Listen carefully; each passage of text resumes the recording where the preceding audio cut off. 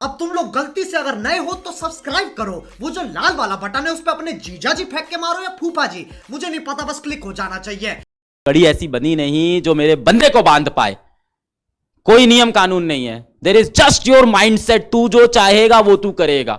Life में हम जो चाहते हैं ना हमें वो मिलता है अगर हम सच में चाहते हैं तो पॉइंट सिर्फ इतना होगा यहां से। अगर तुम पूछ रहे हो कि मुझे ड्रॉप लेना है कि नहीं लेना, जिनके 650 600 नंबर नहीं आ रहे हैं, जिनके 500 400 300 200 नंबर आ रहे हैं, उन सभी को मैं यही बोलूंगा कि ये जीवन का एंड है ही नहीं।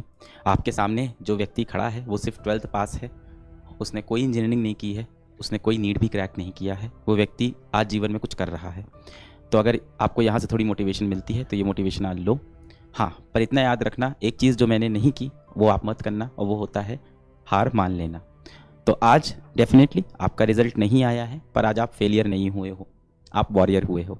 जंग में जो लड़के आता है वो वॉरियर कहलाता है, फेलियर नहीं कहलाता है। अगर पूरे दिल से पूरी लगन से आपने एफर्ट्स नहीं दिए थे और आप नंबर नहीं आ रहे हैं आपके, तो ठीक है ना, पता तो है खुद को कि एफर्ट ही नहीं दिए थे यार, अगली बार एफर्ट देंगे तो आ जाएगा।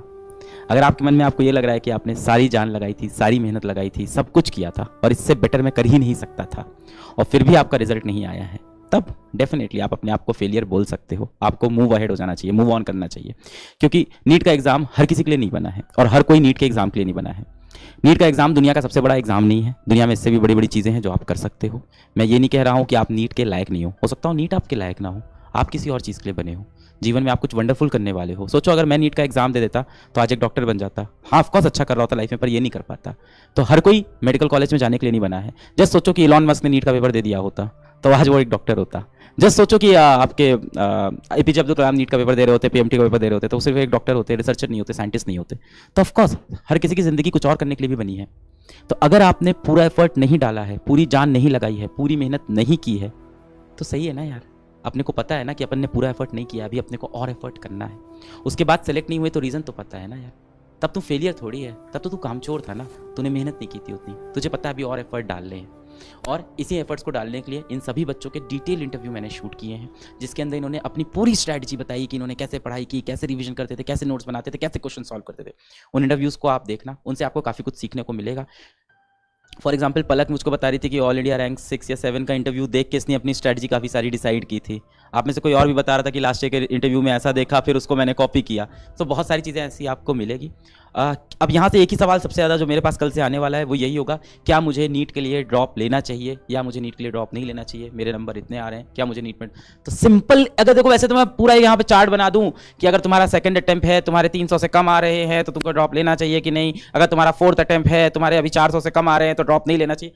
ये सब बकवास बातें हैं यार। किसी भी रूल्स पे ना जीवन चलता नहीं है। There is only one law of this universe, that there is no law. ऐसा कोई नियम कानून बना नहीं, कोई हथकड़ी ऐसी बनी नहीं जो मेरे बंदे को बांध पाए। कोई नियम कानून नहीं है। There is just your mindset. तू जो चाहेगा वो तू करेगा। लाइफ में हम जो चाहते हैं ना हमें वो मिलता है अगर हम सच में चाहते हैं तो पॉइंट सिर्फ इतना होगा यहां से। अगर तुम पूछ रहे हो कि मुझे ड्रॉप लेना है कि नहीं लेना, पॉइंट सिर्फ इतना है, क्या तुम सच में चाहते हो। मैं ये नहीं बोलूंगा कि तुम्हारा थर्ड अटेम्प्ट हो गया है, 300 से कम नंबर है तो अगली बार कोई चांस नहीं। अरे यार क्या बात कर रहे हो। मैंने लोगों को देखा है 150 नंबर से 650 नंबर पे जाते हुए, मैंने लोगों को देखा है 70 नंबर से 500 नंबर पे जाते हुए। मैं ये बात तो मान ही नहीं सकता। बात सिर्फ इतनी ही है, क्या तुम्हें सच में क्वालिफाई करना है, ईमानदारी वाला आंसर देना है, शीशे में देख के किसी और से बात नहीं करनी है। सिर्फ इतनी ही बात है। There is only one law, that there is no law. तो किसी भी की कहानी देख के आप डीमोटिवेट मत होना कि उसने दूसरा अटेम्प्ट लिया था, उसने ऑनलाइन से पढ़ा था, उसने ऑफलाइन से पढ़ा था, ऐसा हुआ था, वैसा हुआ था, मेरे साथ भी ऐसा होगा। अगर ऐसा होता तो आपकी शक्ल, आपकी नाक, आपकी आंख, आपके कान, आपके हाथ भी उसके जैसे दिख रहे होते। ऊपर वाले ने हम सबको एकदम यूनिक बनाया। हमारे जैसा दूसरा इंडिविजुअल इस दुनिया में एग्जिस्ट नहीं करता है। इसका मतलब हम सबकी यूनिक कैपेबिलिटीज है, हम यूनिक डिसीजंस ले सकते हैं, यूनिक रिजल्ट्स ला सकते हैं।